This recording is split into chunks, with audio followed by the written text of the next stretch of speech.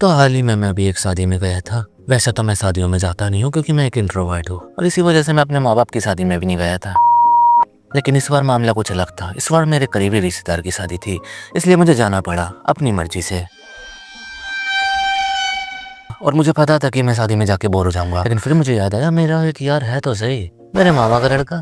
वो किस काम आएगा, हम दोनों ही बेरोजगार हैं और अच्छी बनती है हमारी। लेकिन इस बार वो रंडुआ भी निप्पा बन चुका था। बंदी बन चुकी है ना भाई को भूल गया भोसड़ी का। घंटों घंटों चैट पे लगा रहा है वो, घंटों घंटों। मैं साइड में बैठा हूँ, वो अपनी बद्दी के साथ में चैट कर रहा है।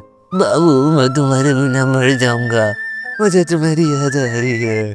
उधर से उसका मैसेज आ रहा है, बाबू मैं तुम्हारी बिना मर जाऊंगी, मुझे भी तुम्हारी याद आ रही है, मैं फांसी लगा रही हूँ। इधर से इसका मैसेज आ रहा है, बाबू अपने मरने के बाद मत बोलो, मुझे बुरा लगता है। उधर से उसका मैसेज आ रहा है, सूरी सूरी सूरी सूरी। और बात सिर्फ यहीं तक होती तो ठीक भी है। ये लोग वीडियो कॉल पे उतर गए, जिसमें ये बंदा कह रहा है, बाबू मुझे तुम्हारे चूचे देखना है, मुझे तुम्हारी याद आ रही है, अगर तुम्हें मुझसे प्यार है तो दिखाओ दिखाओ मुझको। उधर से वो, बाबू क्यों नहीं देखो। और इस बंदे ने उसका स्क्रीनशॉट ले लिया और मुझे दिखा दिया।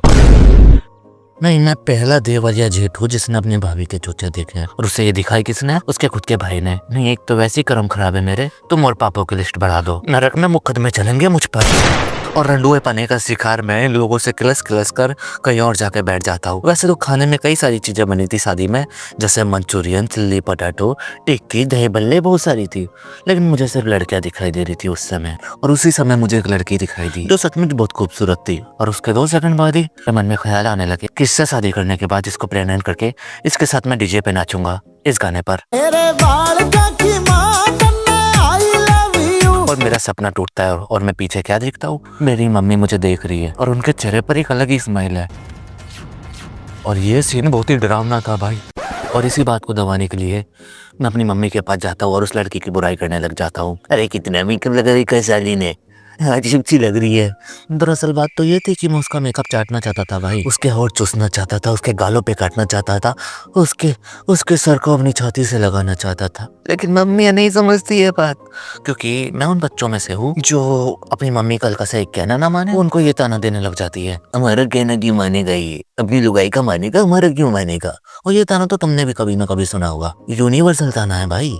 और इसके बाद मैं चला जाता हूँ दूसरी लड़की की तलाश में और मुझे दिखाई देती है एक और लड़की। 1 मिनट, ये मुझे दिखाई नहीं देती है, ये मुझे देख रही थी। और जैसे ही मैं इसे देखता ये अपनी नजर हटा लेती और फिर मैं अपनी नजर हटाता ये मुझे देखने लग जाती, फिर मैं इसे देखता ये अपनी नजर हटा लेती और ऐसे लूप में चलता रहा। इसकी 2 वजह हो सकती थी, या तो इसे मेरी नजरें गंदी लगी या इसको मैं अच्छा लगा। और इसी अकड़ में मेरा दिमाग 7वें आसमान में पहुंच गया और मेरे हाथ दोनों जेब में और मैं अकड़ के चलने लगा। और इतने में ही मेरा पैर दरी में अटका और मैं गिर गया कुर्सियों पर। तुमने वो मीम देखी हो रखा भाग भूसड़ा होना? रिलेट कर पा रहा था ना उससे उस समय। और ऐसे कई सारे मामले हुए, कई सारी लड़कियों से मुलाकात हुई मेरी। लेकिन इस शादी में मैंने सीख ली कि ये दुनिया इतनी भी बुरी नहीं है जितना हम समझते हैं। इस दुनिया में कई सारी चीजें हैं देखने लायक। तो हमें बाहर जाना चाहिए दुनिया देखने के लिए और एंजॉय करनी चाहिए अपनी लाइफ। तो एंजॉय करो यार, और मुझे भी करने दो। इसलिए वीडियो पे लाइक करो और जाके तुम मेरी और वीडियो देख सकते हो जाके, वो भी अच्छी थी भाई। बाकी तो bye bye, tata, see you.